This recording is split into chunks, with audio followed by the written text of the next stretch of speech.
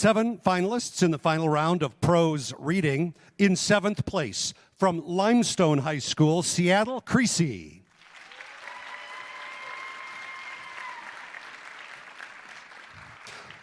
In 6th place, from Cary Grove, Christine Perkins.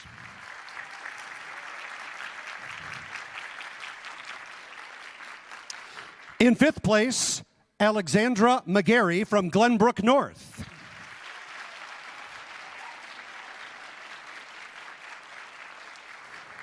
Fourth place, from Harrisburg, Braxton Bauer.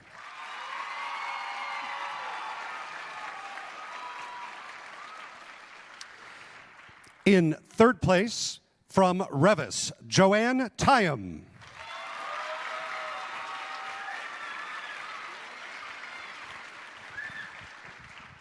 Your tournament runner-up in prose reading, Winnie James from Belleville West.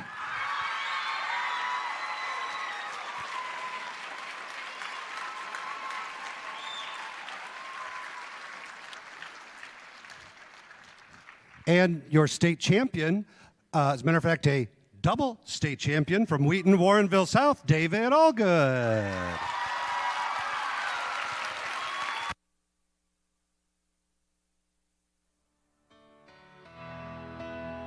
Crying out and we're saying, but I know that I owe you my life. So give me words to speak, don't let my spirit sleep.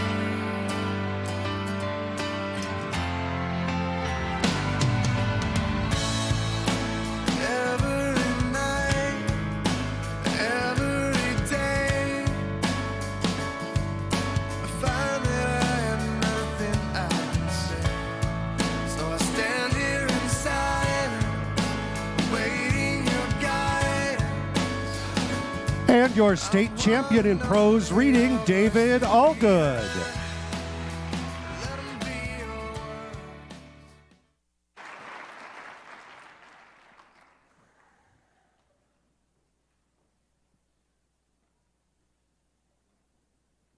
A few years ago, I decided to run a marathon particularly quickly. And I did.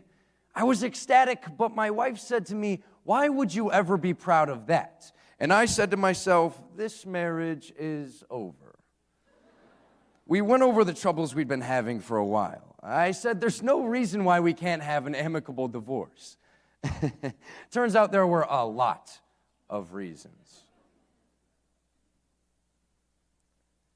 Feelings of exhilaration, joy, and euphoria are often not associated with running. I mean, who am I kidding? It's running. But what happens when getting the runner's high is the only way to feel alive? The Incomplete Book of Running by Peter Sagal. During this time, I heard a famous quote from Winston Churchill. The quote is, "If you're going through hell, keep going." And so I went. I accepted an invitation to run the Boston Marathon as a guide for a blind runner. And now this came at a good time because after running that really fast marathon, I'd actually lost the motivation to run. You see, running is something you do for yourself. Oh, it's so good you run. Oh, it's so good you're in such good shape. Oh, it's so good for you. Yeah, it's good for you. And that's about it. I mean, I have run thousands of miles, and yet I'm still right here. So I was excited to run some miles for someone else. His name was William Greer of Austin, Texas. When William was 17, he got hit by a car. It smashed open the back of his head and scrambled his vision center. His eyes work fine, his brain does not.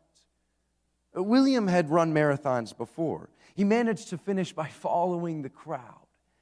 But for Boston, the Boston Marathon, the oldest, most prestigious marathon in America, he wanted help. He wanted a guide. He wanted me. William wanted me to run to his right and a little in front of him, so he could see me with his best peripheral vision. The Boston Marathon starts out easy. That's why it's so difficult. It starts out downhill. There are drunk people in bars waving at you. You're thinking, wow, this is really simple. I'm going to do great. It's a lot like marriage. So we're running along and we're talking. He's a great guy. He's been through a lot. He triumphed over an injury. He's got a great wife named Ellen. We're having a great time. At the halfway point, we get to the Wellesley Scream Tunnel. And this is one of the great things about the Boston Marathon. All the students at Wellesley pack the sides of the course, and they scream so loud that you can hear them from a mile away, and they're all holding up signs that say, "Kiss me.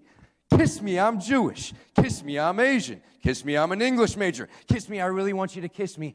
I don't know why they do this, and honestly, I don't care. We had the heroic blind runner and the noble guy helping him out. We were going to make out like bandits. So we get up there. He slips up ahead of me. He starts going up to the girls and high-fiving them, disappointing them and me. I'm like, "William, what are you doing?" And he said, "I'd promised my wife Ellen I'd never kiss another woman." Aww. There are 4 famous hills around mile 20. The first hill, he charged up. He did great. The 4th hill, Heartbreak Hill, he had to walk. This happens to everyone. It happens to me, but it wasn't today.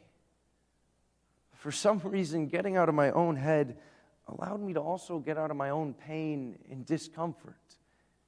So we were struggling through the last few miles of the race. I was doing what I could to motivate him. I said, "William, it's your day and it's your race, but you gotta run the last mile." The last mile of the Boston Marathon. Very famous, very impressive. You take a right onto Hereford, you take a quick left onto Boylston, and then you're in this canyon of noise. There are people packed 8 deep on the sides. It is awesome. It's great. It's your own Olympics. You can't be walking. You've got to run. And he said, "I'll do my best." So we get to mile 25, and I say, "William, that right turn's in 100 yards. Can you see it?" And he said, "No, I can't, but when I get there, I think I'm going to have to walk." But we got to that turn, and not only did he not stop, he sped up, which took me by surprise because he was running right towards the only pothole on the entire course, marked by a big orange cone, which would be awesome if you're not blind. And before I could say anything, he somehow went around it. Yes! And I followed him up that road, and we took the left onto Boylston. The crowd is screaming, "William, go!" And we charged down that chute, and we crossed that finish line. Oh, but he keeps going. And I said, "William, you can stop now." And he says, "I can."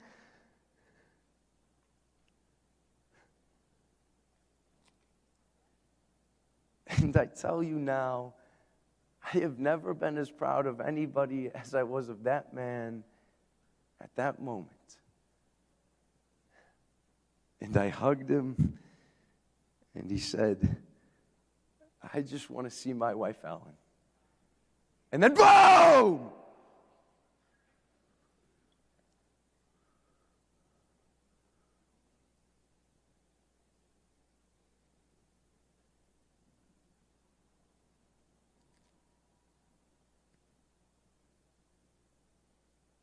Loudest noise I've ever heard. We were about 100 yards beyond the finish line, and there was a huge plume of white smoke rising in the air. And another 10 seconds later, another boom. And I was like, I'd like to get away from that. But here's William. He's in pain. He wants to see his wife, so I get him to her. It wasn't until later that I saw what happened. I saw the blood. I saw the injuries. I saw the horror. And I also saw the clock.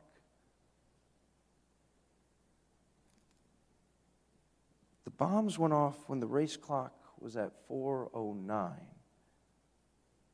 William and I crossed the line at 4:05. He ran that last mile that he didn't want to, but he did it. And I don't know what might have happened if he'd given into his instinct, into his body, and walked. maybe we would have been coming up far away from the bombs. And maybe we would have crossed the finish line. Maybe not. I thought about it a lot. I don't know what to think. Except this.